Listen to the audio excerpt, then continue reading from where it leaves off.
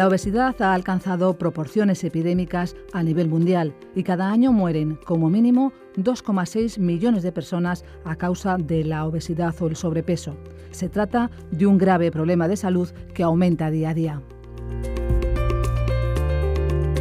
Desde hace años, el tratamiento para la obesidad se ha basado en dos pilares, las dietas hipocalóricas y la actividad física. Pero para bajar peso es necesario una modificación de hábitos que han de ser mantenidos en el tiempo, ya que la mayoría de las personas recuperan su peso a lo largo de 1, 3 o 5 años. Entonces, ¿se puede curar la obesidad?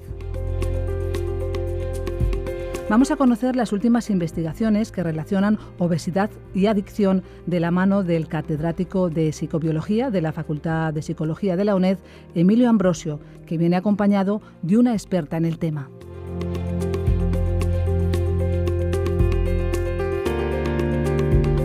Estamos ante un nuevo programa en el que vamos a tratar el tema de la obesidad y la adicción.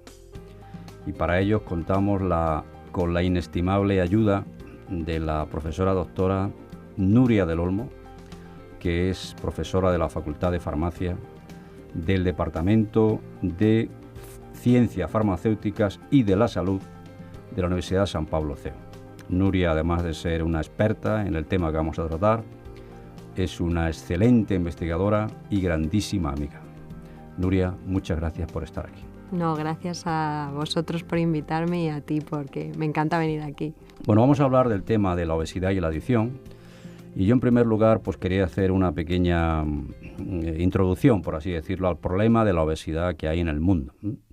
Los datos que tenemos pues nos indican que ahora mismo en los países desarrollados aproximadamente está afectada el 25% de la población, que un 25% es bastante. Mucho. Y además los datos indican, porque hay previsiones y cálculos, ¿no? Indican que probablemente dentro de nada, dentro del 2030, ya estamos en el 2014, pues en los países desarrollados puede afectar hasta un 75% de la población. Eso parece.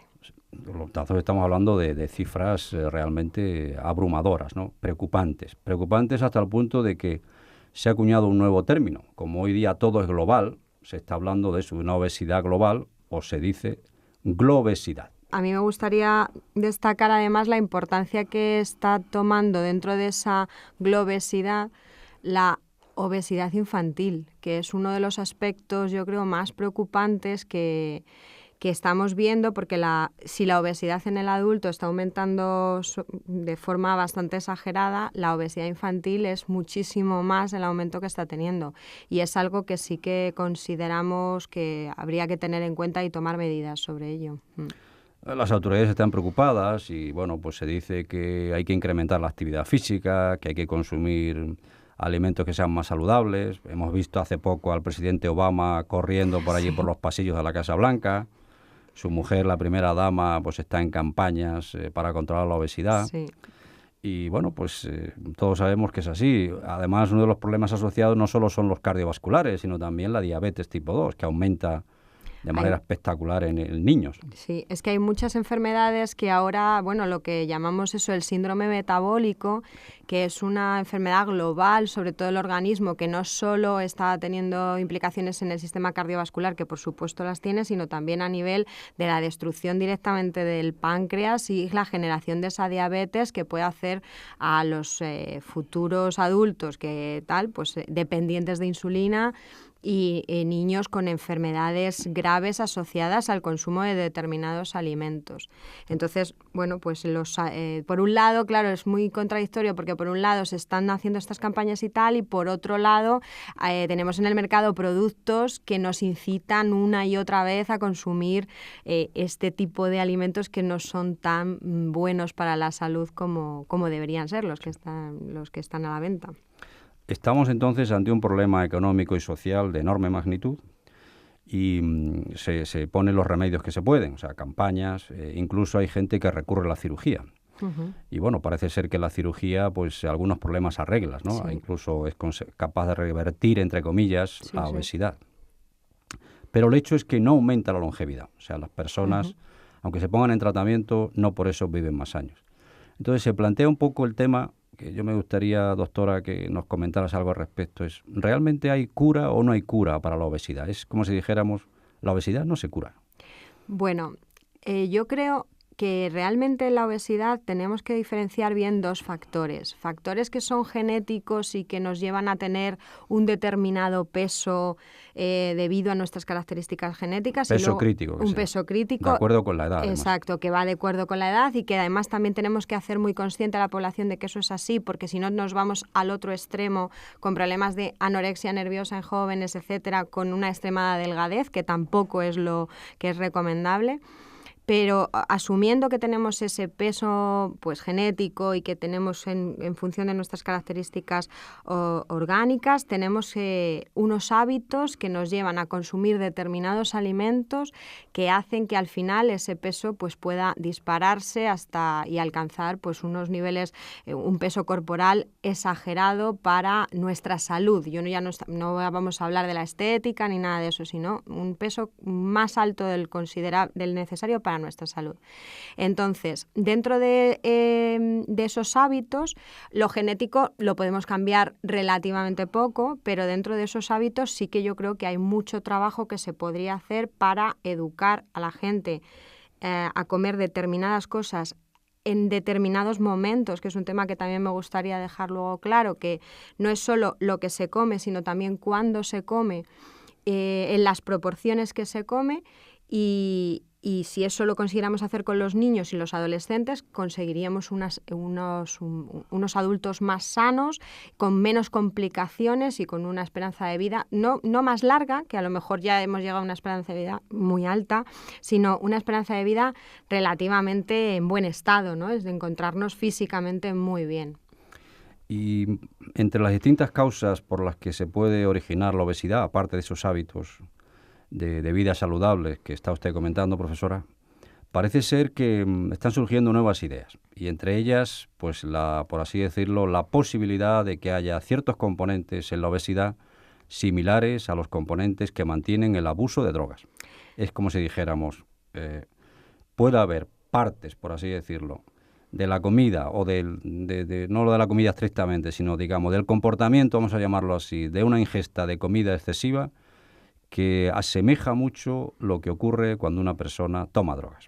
Y por eso este tema es el que queremos tratar en este programa. O sea, por eso, esa es la razón de que fundamentalmente la hayamos invitado a usted. Dentro de esos profesora. Hábitos de los que estoy hablando, pues evidentemente nosotros y bueno, muchos autores, y ahora hay toda una línea, digamos, de pensamiento y de investigación en este campo, es que se considera a las comidas, a determinados tipos de comidas, pues tan adictivas como las drogas de abuso que tenemos todos en la cabeza, pues tipo cocaína, tabaco, alcohol, etcétera. ¿Por qué? Pues porque se ha visto que determinadas comidas, que son básicamente dos tipos de comidas, aquellas que tienen mucho contenido en azúcares o mucho contenido en grasas, tienen un componente adictivo similar al que pueda tener la cocaína.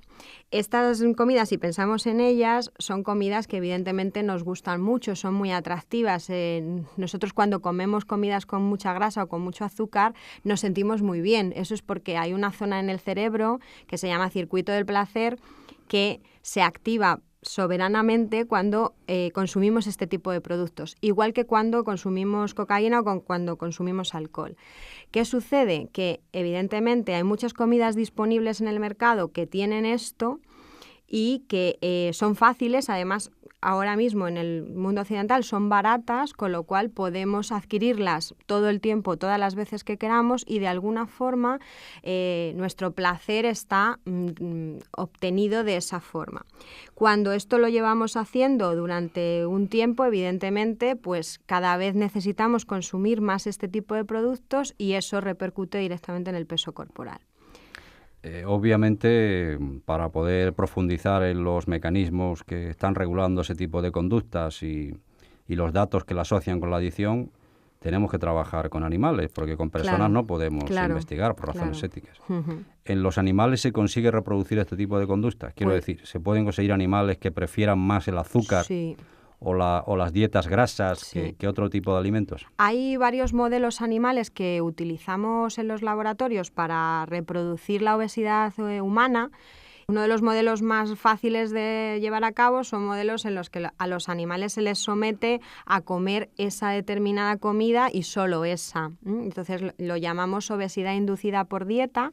Entonces tenemos animales que simplemente pues, por comer esas comidas cada vez son más obesos y más obesos. Y luego a partir de esos animales estudiamos todos los procesos que están relacionados con esa obesidad. Hay también otros modelos, por ejemplo, pues modelos en los que hay lo que se llaman animales knockout, es decir, que le quitas un determinado gen para transgénicos sí. Para que esos animales pues desarrollen esa obesidad de forma más fácil, y también en esos animales podemos estudiar. También existen modelos animales, por ejemplo, en las que sometemos a las madres a un periodo de administración de comida grasa, por ejemplo, y luego estudiamos a los hijos que han nacido de esas madres obesas. En ese caso, doctora, los datos que yo sé indican que precisamente la descendencia, por así decirlo, tiene una mayor susceptibilidad, sí. No quiero emplear el término predisposición, porque indica mucho determinismo, sí. Pero una cierta, por así decirlo, susceptibilidad a seguir comiendo azúcar sí. Y seguir comiendo grasa. Igual que pasa con otras drogas, porque esos modelos se han utilizado sí. También para drogas de abuso como cocaína y sí. También en eso sucede. Sí. Entonces es un punto más de referencia de acabar diciendo que estas comidas generan adicción. Pero ese es un dato relevante porque está hablando, por así decirlo, de transmisión, no estrictamente ya solo en la herencia, sino lo que se llama más bien epigenética, sí. O sea, que es algo por encima de la herencia, pero sí. Indica que, digamos, que una mamá gordita, por decirlo así cariñosamente, y que sigue estando gordita mientras está embarazada, sin querer puede estar induciendo, sí. No por los genes directamente que esa criatura de ella pueda heredar, sino simplemente por el medio materno. Exacto. En el cual se ha criado. Exacto. Ese niño cuando está siendo un feto, cuando sí. Ha sido siendo, cuando sí. Es un feto, quiero decir. Uh-huh. Eso son cosas pues francamente importantes. Y son muy innovadoras además porque, claro, nos están dando mucho los visos también de por qué nosotros o determinados individuos tenemos esa necesidad de consumir determinados azúcares o determinadas grasas, en muchos casos para calmar nuestra ansiedad, que es otro de los aspectos por los que comemos este tipo de comidas, es porque son muy ansiolíticas. Pues cuando uno está deprimido, está triste, sabe que tomando azúcar, pues eso se calma, y es porque estas comidas pues son realmente ansiolíticas. ¿Y qué sabemos a nivel más neurobiológico? Quiero decir, en animales, porque repito, en personas es más difícil, aún puedes hacer estudios de neuroimagen, ¿no? Pero en animales pues se sabe bastante de cuáles son, por así decirlo, los factores neurobiológicos que están regulando las conductas adictivas.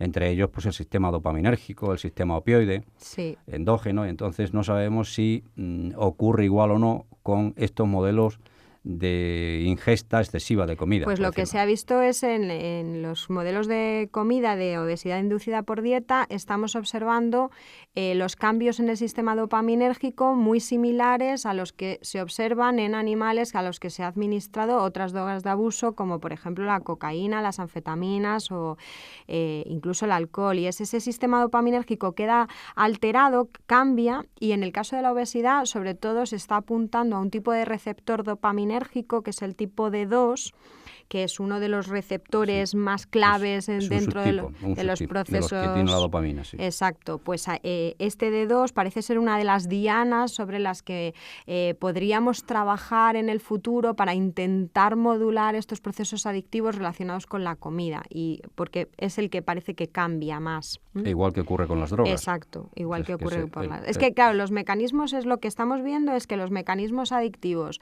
en las drogas, digamos, conocidas, comunes, son los mismos que estamos viendo en la comida. Y ahí es donde nosotros queremos apuntar para intentar hacer una remodelación de la visión de la obesidad. No solamente es un problema más psicológico a lo mejor que metabólico, que es ahí donde deberíamos a lo mejor ahondar.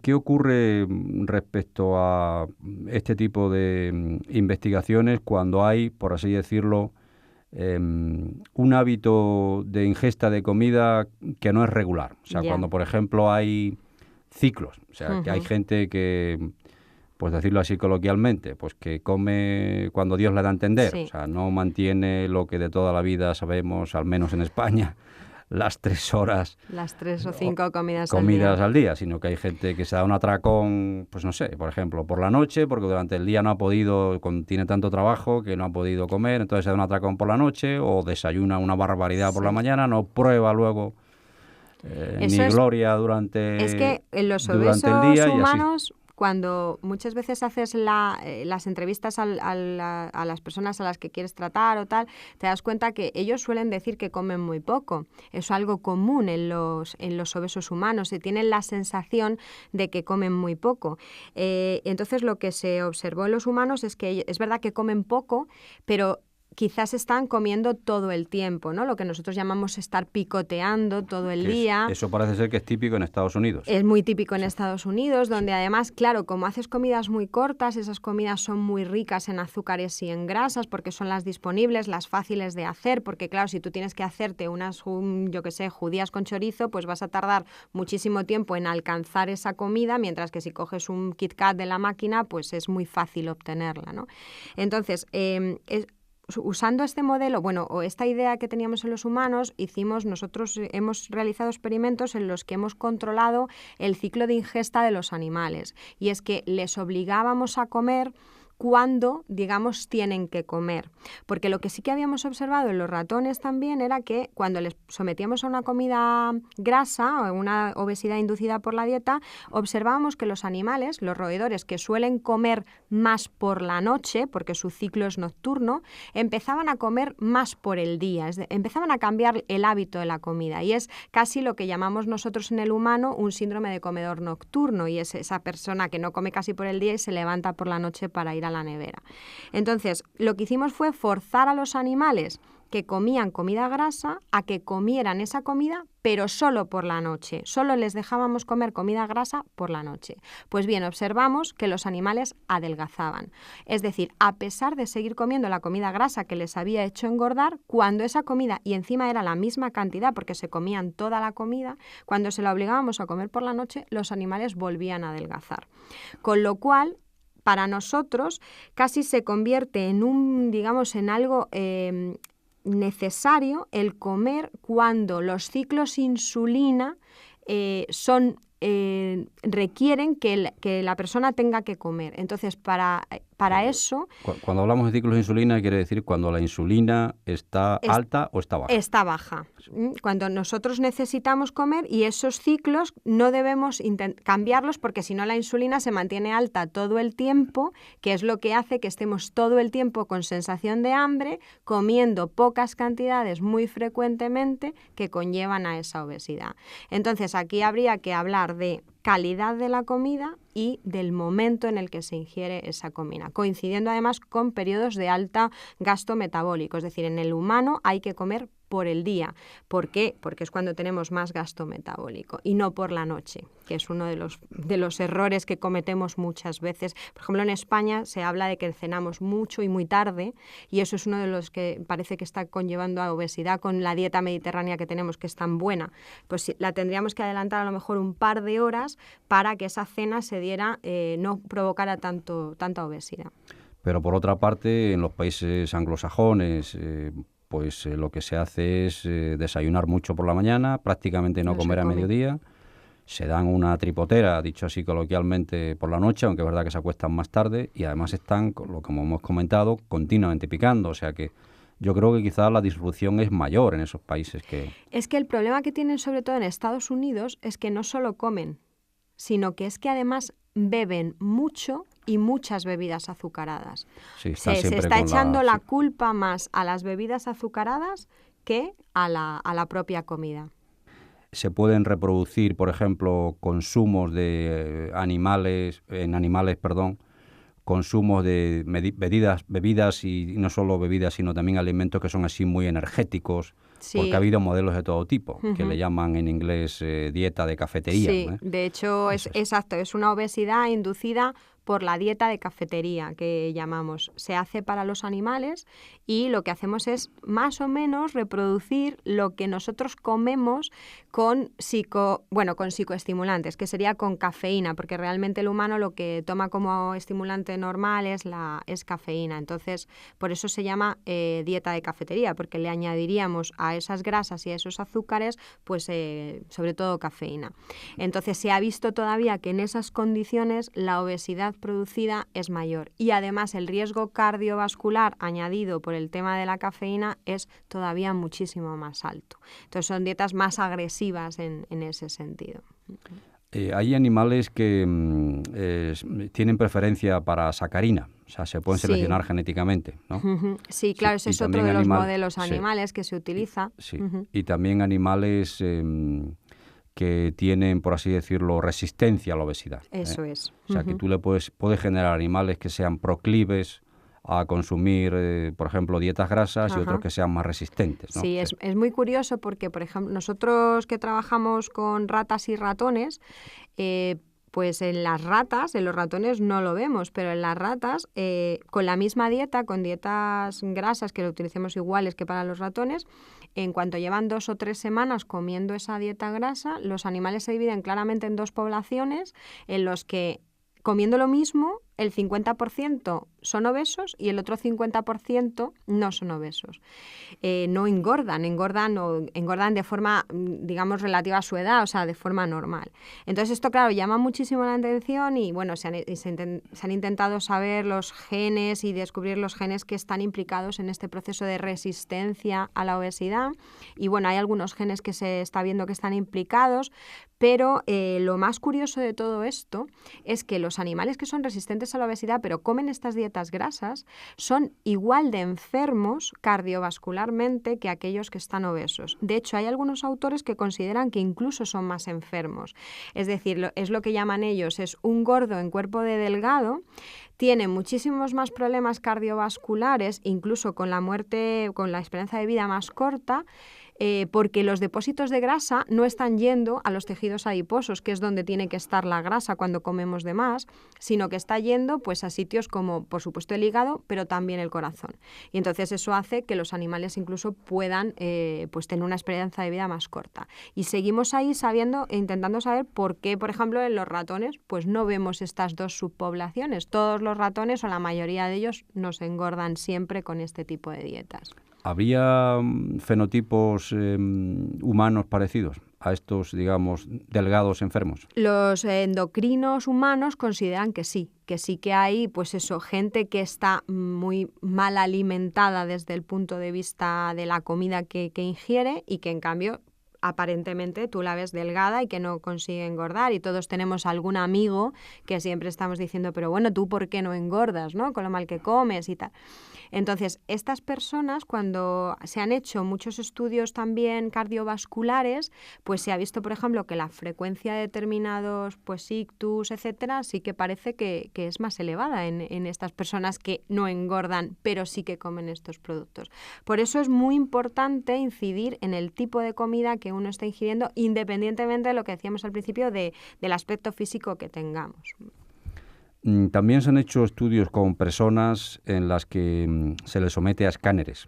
Ajá. Un escáner que nos sirve para visualizar nuestro cerebro. Y se ha visto que poniendo, por ejemplo, imágenes que tienen que ver con el consumo, la ingesta de sustancias que a ellos les gustan, por ejemplo, pues un batido de chocolate y de leche, los típicos batidos estos que les gustan mucho, pues que se activan una serie de áreas cerebrales que son las mismas que se activan cuando la gente está en presencia de estímulos asociados a las drogas. O sea, en este caso, la persona está siendo sometida a un escáner, tiene por encima de su escáner una pequeña pantallita, lo explico para que los oyentes pues sepan de lo que hablamos, ¿no? Y en esa pequeña pantallita se le ponen imágenes, pues eso, de bebida, de un batido estos de cacao con leche, etcétera. Entonces, simplemente la presencia de ese estímulo es capaz de despertar activaciones de áreas como, por ejemplo, la amígdala en el cerebro, que tiene que ver con la regulación emocional, o la corteza anterior, cingulada, la corteza cingulada anterior, que también tiene que ver con la regulación emocional, o la corteza orbitofrontal, que son regiones que se activan exactamente igual. Cuando hay estímulos asociados al consumo de drogas. O sea, que ese es un dato más. Es que todos los datos apuntan hacia la adicción. Es como, más que, o sea, evidentemente la comida tiene un componente hedónico muy importante porque nos hace sobrevivir y eso no nos podemos olvidar de que está ahí. Un componente de placer. Que es el placer que está generándonos el hecho de comer y eso no nos podemos olvidar de ello. Lo que pasa que se ha visto además que todos los procesos además neurobiológicos implicados tras ese primera elevación dopaminérgica generada por el placer que conduce el comer determinados alimentos coinciden completamente con otros procesos adictivos de lo que llamamos reforzadores artificiales que en teoría no nos sirven para nada metabólicamente, como si si consumo chocolate, evidentemente tengo energía y eso me va bien para mi vida diaria, pero si consumo cocaína parece ser que no hay ninguna ventaja metabólica respecto a esto. Pues bien, las vías que se activan son exactamente las mismas. Y habría que pensar además en el tratamiento, si pensáramos en un tratamiento farmacológico para las dos adicciones, estaríamos hablando casi de los mismos procesos, de los mismos fármacos o de las mismas dianas moleculares. Y esto nos da un margen de maniobra para poder trabajar y pensar en la obesidad no solo como un problema metabólico o genético, sino también como, pues eso, para trabajar psicológicamente sobre ello. Sí, de estilos de vida. De estilo de vida. Básicamente. Y de estilos de vida y en definitiva de malos hábitos, ¿no? O sea, que es verdad que en este mundo moderno pues hay comida mucho más rápida, que es eso muy gustosa, alta en grasa, en azúcares. Y barata, no nos olvidemos de lo barato, sí. porque eso es un factor que muchas veces nos estamos olvidando de él. Es que ahora mismo es mucho más caro comer bien, lo que llamamos bien, que comer mal. Es mucho más barata una hamburguesa de determinadas cadenas comerciales que un filete de ternera de la carnicería hecho en tu casa. Uno es barato, rápido y muy rico y el otro no es tan rico, no es tan barato y además tienes que ir a casa y hacerlo y gastar un tiempo que a veces no tenemos en la sociedad en la que vivimos. Con lo cual es un problema mucho más amplio que yo creo que hay que verlo globalmente para poder entenderlo. E insisto mucho en el tema de los niños, porque si a los niños los estamos llevando muy a menudo a comer esas comidas tan ricas, es imposible que luego le gusten las espinacas, porque las espinacas realmente no saben a nada comparado con el sabor de de algo que tiene mucha grasa, mucho azúcar. Con lo cual ahí tenemos que intentar también hacer a la gente que le gusten cosas que a lo mejor no son tan riquísimas como esas otras comidas fáciles para el cerebro. Habría, no obstante, para terminar, que distinguir entre la importancia que tienen esas regiones cerebrales para regular la ingesta de apetito, lo que podemos llamar la neurobiología del apetito, del exceso de comidas que llevan sustancias tan gustosas que serían las que inducen la adicción. O sea, porque lo que tampoco podemos, olvidar es que hay regiones cerebrales que regulan precisamente el apetito, porque es que si no sobrevivimos como especie. Claro. El problema es que sin querer hay ciertos tipos de sustancias que se consumen en exceso, que son los que modifican ese circuito y generan esta adicción a la comida. Y alteran además el circuito del apetito, porque incluso se satura, con lo que decía antes, comiendo muy poquito hace que ya no tengas hambre, no necesites. Entonces tu circuito del apetito ha quedado bloqueado, con lo cual no tienes la necesidad de comer para mantener tu homeostasis o tu equilibrio interno bien. Sí. Y eso es un poco lo que, claro, al final estamos modificando todo, que es lo que sucede también una vez más con otras drogas.